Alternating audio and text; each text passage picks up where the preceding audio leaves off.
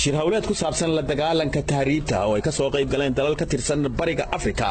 oo muddo 4 maalmood socday ayaa la soo gabagabeeyay Yaasir Saleebaan Cabdi waa sarkaal ka tirsan wasaaradda arrimaha gudaha ee Soomaaliland oo iyadu martigelisay shirkaasi shirkan waxa martigeliyay wasaaradda arrimaha gudaha waxay isugu yimid dalalka laamada socdaalka oo dhan Kenya, Suudaan, Faransiiska,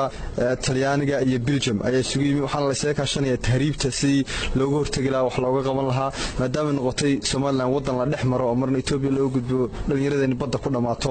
marna ay xaggan gurubto inoo dhaafto xaggan iyo Soomaaliya badaha Yemen iyo ay ku qarqoonto marka maxaa laga faa'iiday markaasi in ku casuunteen dhalinyaradii iyo cid ay khusayso Ahmed waxaan ku casuunay civil society go maalin la tababarayo imkan waxa lagu casuumay ciidamada laamaha socdaalka iyo ciidanka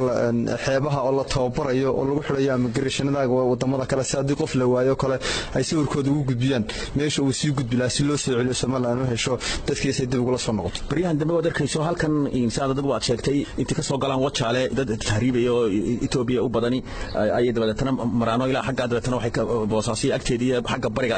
ay ka dhoofaan kuwa wad laga qabanay bariyahan arrimahaas kale ma laga hadlayo kuwan kale iyaguna inta ka baxaan halkan ilaa iyo Itoobiya maray Suudaan maray Liibiya maray halka badda Mediterranean-ka Yurub gudba waxa ugu badan Ahmed oo laga hadlayo waa socotada oo iyagu noqday aan garan meel ku socdo dad tagayo dalka markay ku soo noqdaan la garanay inaga la nagu soo tababaro la nagu soo celiyay inay dalka kale waxay ka soo barteen oo fara badan ay European Union ku aad uga hadleen inaanu xakamayno Soomaaliland maadaama ay isku xulka weyn ee jeenka labada dalba la soo gudbo marka wasaaradda arrimaha gudaha hoolka ugu weyn bay qaadanaysaa in ciidamada amarto oo la xakameeyo oo arrimaha soo dhan dadka tahriiba waxa u badan dhalinyarada gaar ahaan marka ay shaqo waayaan ardayda jaamacadda Hargeysa qaarkood ayaa waxa aan weydiiyay ra'yigooda ay ka qabaan bariyahan dambe tahriibta bismillaahir rahmaanir rahiim magacay waxa weeye Cabdixaliib Cali Hobse tahriibtu waa aafo qaran oo maxay ahayd wada kasta saameeyay qaasada Soomaaliland dhalinyarada Soomaaliland runtii waxaan oran lahaa waa halkal baaq uga jeedi lahaa waa inaanay dhul kala aadin waayo wadakooda aaminaan wadakooda waxa weeye wadan maxay soo koraya wadamada horumaray dadka iyo kheyraadka kala badan kheyraadka ayaa yar dadka ayaa badan halka dhulkeenu ee Soomaaliland kheyraadkiisu badan yahay laakiin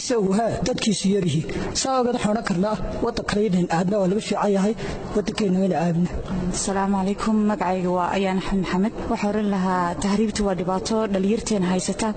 dhibaato badan ay ka soo gaadho especially dumarkeena oo la kursado oo dilma ay ka soo gaadho waxa oran lahaa dhulkeena barwaaqo taala dhulkeena ka faa'iideysano ka shaqeysano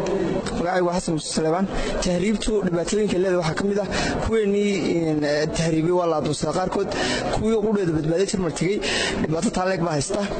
marka tahriibtu dhibaatada leedahay dadka ugu digay iyo dhalinyarta si kastaba ahaatee bariyahan dambe ayaa waxaad moodaa in tahriibtu ay soo yaraanayso dhalinyaraduna ay ku baraarugeen in ay shaqooyin gaar ah ay abuurtaan oo xataa markii hore ay ka faani jireen Ahmed Saciidiga BBC